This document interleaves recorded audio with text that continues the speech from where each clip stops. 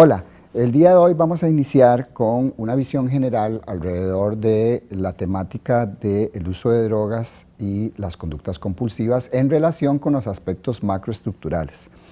En el primer segmento hablaremos sobre los aspectos que influyen desde una sociedad de consumo en el tema del uso de drogas y las conductas repetitivas. En el segundo segmento hablaríamos específicamente sobre las drogas, las sustancias psicoactivas, para dar algunos detalles y conocimiento, información alrededor de esto. Y en el tercer segmento vamos a conversar sobre las conductas repetitivas compulsivas que se convierten en conductas problemáticas.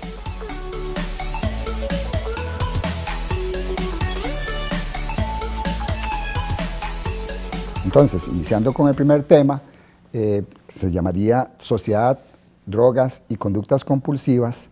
Tenemos que decir primero que vivimos en una sociedad de consumo donde los sistemas financieros y los mercados internacionales de la globalización determinan las brechas sociales entre los países y dentro de los países, donde el acceso a la vivienda, educación, mercado laboral, servicios de salud y necesidades básicas son desiguales. Estas condiciones de carácter histórico influyen directamente en la salud mental y psicosocial de las personas, en especial los sectores más desfavorecidos. Y aquí estamos hablando de los sectores en pobreza, pobreza extrema, poblaciones LGBTIQ+, personas en situación de calle, personas indígenas, migrantes. Entonces, en ese sentido, este sistema de mercado mundial se convierte en una máquina de tentaciones centrada en estimular el consumo y compra de mercancías y bienes, el placer individual y la competencia, desde una visión materialista que favorece la saciedad ilimitada de los deseos, la estimulación de los sentidos y las inteligencias, produciendo de esta manera una comunidad de consumidores de actividades y objetos culturales. En esta relación macroestructural geopolítica, las relaciones con las cosas y los objetos definen en gran medida la satisfacción de la persona, sus gustos y la felicidad. Esta relación con los objetos no suele pasar por la reflexión. La gente no tiende a reconocer que la relación con los objetos del mundo tiene que ver con consumir y consumir. Hay tantos gustos como personas. Por ejemplo, algunos dan mucho valor a poseer cosas materiales. Otros les interesa el valor de las cosas por su función, como el uso de la tecnología. O hay quienes se interesan por tener ropa de marca o de moda, y otros se interesan por tener el celular de última generación. Mientras que muchas personas solo pueden optar por adquirir las cosas más baratas, consumir objetos de segunda o verse obligados a adquirir lo mínimo.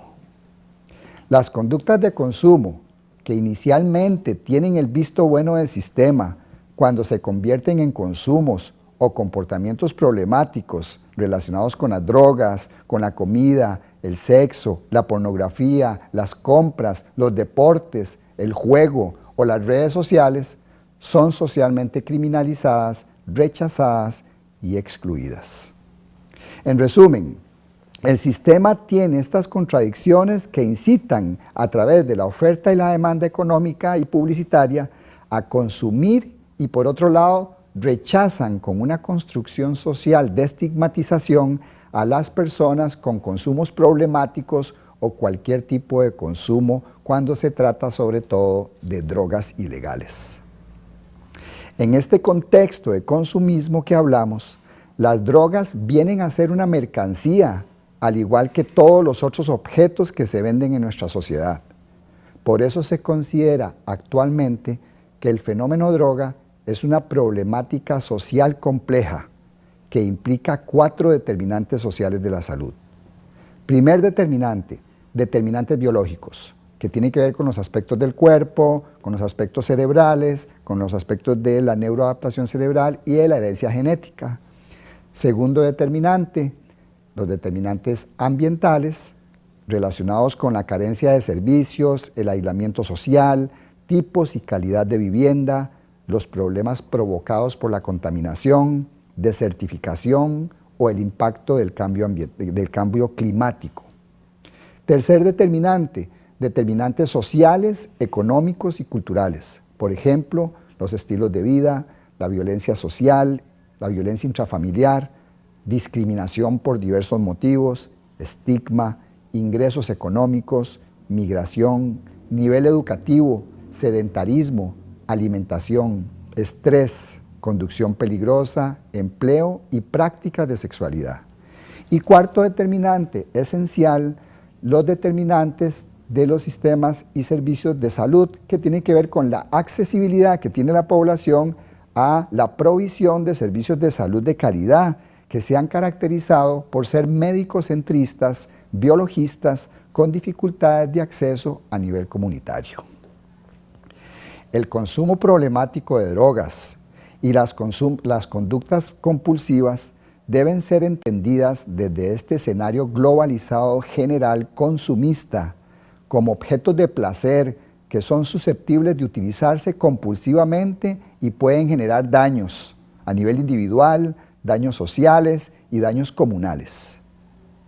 Encuadrar la prevención y la intervención, además del acompañamiento a la persona usuaria de drogas, más allá de prejuicios y entenderla desde una visión estructural, social, ubicándose desde una mirada de la afectación a la salud integral de las personas que usan drogas y las personas relacionadas con ellos, con anteojos de respeto a los derechos humanos, el autocuidado y la responsabilidad personal, es el propósito que tenemos al hacer estos programas.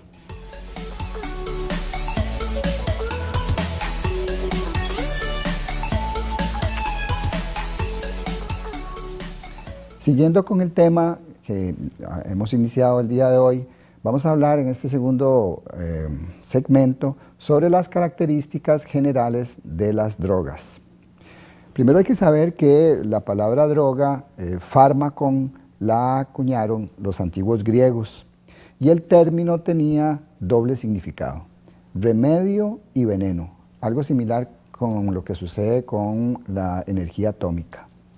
Indicaban con esto que las sustancias psicoactivas tienen propiedades paradójicas que pueden ir desde la desinhibición de la conducta hasta la intoxicación dañina, según los usos que los seres humanos les otorguen. Y esta parte vamos a hacer mucha énfasis porque depende del uso que la persona le dé a la sustancia en la que va a definir la problemática o no que vaya a alcanzar.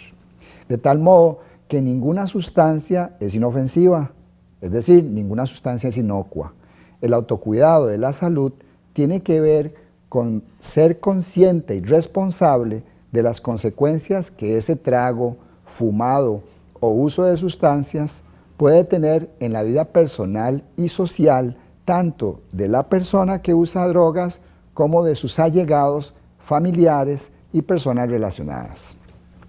En primera instancia, para definir un poco el concepto, según la descripción de la Organización Mundial de la Salud, las drogas son todas aquellas sustancias químicas que modifican los procesos fisiológicos y químicos de los tejidos o los organismos, especialmente el cerebro. Es decir, que al introducir las drogas al cuerpo, modifican las funciones del sistema nervioso central, que está formado por cerebro y médula espinal, y pueden funcionar en esta activación como analgésicos, actuando sobre el dolor, como el caso de la morfina, como estimulantes o tranquilizantes, actuando sobre el estado de ánimo, como la cocaína, como las anfetaminas, o alterando las percepciones, como el caso del LSD y los hongos. En este sentido, existen varios tipos de drogas y vamos a nombrarlas brevemente para dar información general igual. Las primeras que se nombran son las estimulantes, que son todas aquellas drogas que aceleran los procesos mentales, haciendo sentir más alerta y eufórica a la persona. Por ejemplo, con el consumo de cocaína o la cocaína fumable que conocemos como crack, con la utilización de anfetaminas, y aquí hay que hacer una anotación importante porque algunas variaciones de la anfetamina se utilizan en medicamentos para disminuir el apetito, y es importante que quienes utilizan estos medicamentos sepan esto porque generan conductas problemáticas. También nombramos acá el tabaco y la cafeína como estimulantes más leves, lo que llamamos santinas, por eso se le conoce al tabaco, especialmente la cafeína se conoce como una santina. Otro tipo de sustancias psicoactivas son las depresoras. Estas actúan sobre el sistema nervioso central porque atenúan o inhiben los mecanismos cerebrales de la vigilia, actuando como calmantes o sedantes y disminuyendo funciones regulares del sistema nervioso central. Por ejemplo, alcohol, que también tiene algunas propiedades estimulantes, ¿verdad? Los tranquilizantes, barbitúricos y solventes volátiles, que en otras épocas eran muy utilizados en Costa Rica, y debido a los cambios en las políticas públicas, dichosamente hay menos utilización en estos tiempos de las sustancias volátiles. También está el tipo de sustancias que llamamos alucinógenas. Son todas aquellas drogas que alteran la percepción, por ejemplo, el LSD, la mescalina y los hongos. Además, hay una sustancia que resulta un poco inclasificable, que es la cannabis, que comparte características mixtas de los tipos mencionados. En algún momento es estimulante, en algún momento es depresora y en algún momento es alucinógena, según el biotipo de las personas. Entonces, por otro lado, estos efectos de las drogas pueden ser primarios, es decir, los efectos que se dan en la salud, en la biología del cuerpo, o secundarios, que son los efectos que tienen una construcción social, que tienen que ver con la criminalización, el estigma, cuando se trasladan las creencias de rechazo al narcotráfico hacia las personas que consumen drogas ilegales especialmente. Estos efectos que las sustancias psicoactivas generan en la persona dependen básicamente de tres aspectos. El primer aspecto es la persona, es decir, la condición física y psicológica, cómo se encuentra la persona mentalmente, cuál es el biotipo que va a tener una resistencia o no resistencia a la sustancia. El segundo aspecto es la droga en sí, que es el tipo de droga que utilices, dependiendo de si es estimulante, si es depresora, la forma de uso, si la fumas, si la tomas, si te la inyectas. Entonces cada una va a tener un nivel de acceso rápido o menos rápido al sistema nervioso central y especialmente al cerebro. La cantidad y frecuencia de dosis utilizada es sumamente importante también, porque es diferente el efecto de 2 tragos que el efecto de 10 tragos en la persona. Y el tercer elemento que se considera para definir un poco el efecto de las drogas es el contexto de uso, dónde use la persona. Es diferente que utilices sustancias en una fiesta, en un ambiente donde te estimula el uso, a que lo utilices en un espacio seguro donde haya mayor control y que te impida caer en consumos desmesurados. Por otro lado, es importante saber que las razones o funciones, las intenciones o significados por los que la persona busca sustancias psicoactivas son muy variadas. No podemos decir que sea una única razón, como se ha conocido anteriormente, que se le ha dado un concepto de evasión, ¿verdad? Veamos algunos significados por los cuales se usan drogas. Unas personas utilizan drogas para aliviar dolores, otras para querer energía inmediata, otras buscan mejorar la actividad sexual, otras para dormir mejor o para evadir la realidad también. Lo que implica que si unos usan para evadir la realidad, no todos los demás podemos generalizar que hacen para lo mismo. Otros usan para calmar o evitar ansiedad, para enfrentar el estrés, para enfrentar el enojo y otras emociones displacenteras. Aquellos que usan para obtener relajación, otros para obtener placer, para estimular la creatividad, los artistas usan mucho para estimular la creatividad, la búsqueda de paz, aminorar los síntomas de abstinencia cuando ya se tiene un síndrome de dependencia, sobre todo en el primer mes, primeros 2 meses de generar una abstinencia, se generan estas molestias físicas, mejorar la socialización, como es el caso del alcohol, que es un agente de socialización, utilizan también para analizar la realidad. Incluso los pueblos originarios, los pueblos indígenas, le dan un significado enteógeno, espiritual, Es decir, los pueblos originarios veían las drogas como plantas que les servían para buscar ampliar la percepción y el contacto con energías más allá de los límites materiales. No le daban este sentido de acaparar placer, sino que era más bien un mediador para conexión con sus dioses. Sabiendo que tienen un potencial riesgoso, es importante reconocer que se pueden presentar 3 niveles de consumo. Y es esencial saber estos 3 niveles de consumo, porque no todas las personas van a estar en el mismo nivel de consumo. Entonces, el consumo ocasional es cuando las personas que usan sustancias psicoactivas llevan sus vidas socialmente integradas y funcionales de forma paralela al consumo de drogas, lo cual no excluye el riesgo de desarrollar un consumo problemático, que cuando hablamos de consumo problemático es un consumo perjudicial o síndrome de dependencia, que son los dos que siguen. El consumo perjudicial, que ya es un consumo problemático, afecta la salud física o mental y genera consecuencias sociales adversas. Y esto es sumamente importante porque es un criterio de salud pública. Entonces, nos vamos a concentrar más en los problemas familiares, en los problemas económicos y en los problemas laborales.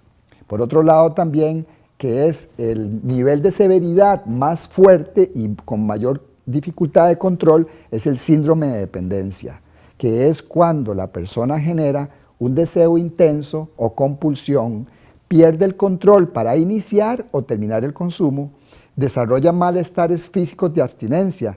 Cuando para de consumir, la sustancia baja su presencia en la sangre y eso desarrolla ciertos síntomas. Desarrolla tolerancia también, que es que aumenta la dosis en el tiempo. Abandona otras fuentes de placer o diversiones como los deportes, los estudios, la recreación, o mantiene el consumo a pesar de estos efectos adversos. Es lo que se ha conocido como adicción o alcoholismo, que en estos momentos no recomendamos utilizar estos términos por ser estigmatizantes, y en otro programa hablaremos un poquito más sobre el estigma. De la gran cantidad de personas que entran en contacto con las drogas, unas avanzan hacia niveles problemáticos y otras no, pues muchos individuos consumen las drogas y las abandonan y otros mantienen consumos regulados.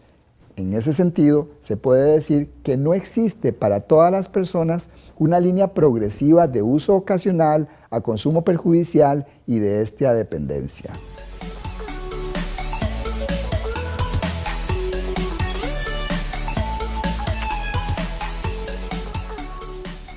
Como tercer segmento de este programa, vamos a hablar sobre las conductas compulsivas conocidas como adicciones sin drogas o adicciones no químicas. Las conductas compulsivas se pueden definir como comportamientos repetitivos que resultan placenteros en las primeras fases y tienden con el tiempo a generar en la persona una pérdida de control con interferencia y afectación en su vida cotidiana, en su vida familiar, en su vida laboral y en sus relaciones sociales. Estas conductas compulsivas tienen en común con los síndromes de dependencias a drogas 2 elementos en especial. El primer elemento es que en las dos, tanto el consumo de drogas como las conductas compulsivas, se genera una pérdida de control de la actividad de consumo, porque también se consumen bienes, se consumen juegos, ¿verdad? Y la segunda es que se genera una necesidad de repetir la conducta a pesar de las consecuencias adversas, lo cual define una dependencia, es decir, se presentan de manera similar los síntomas básicos de tolerancia, síndrome de abstinencia y pérdida de control de la conducta.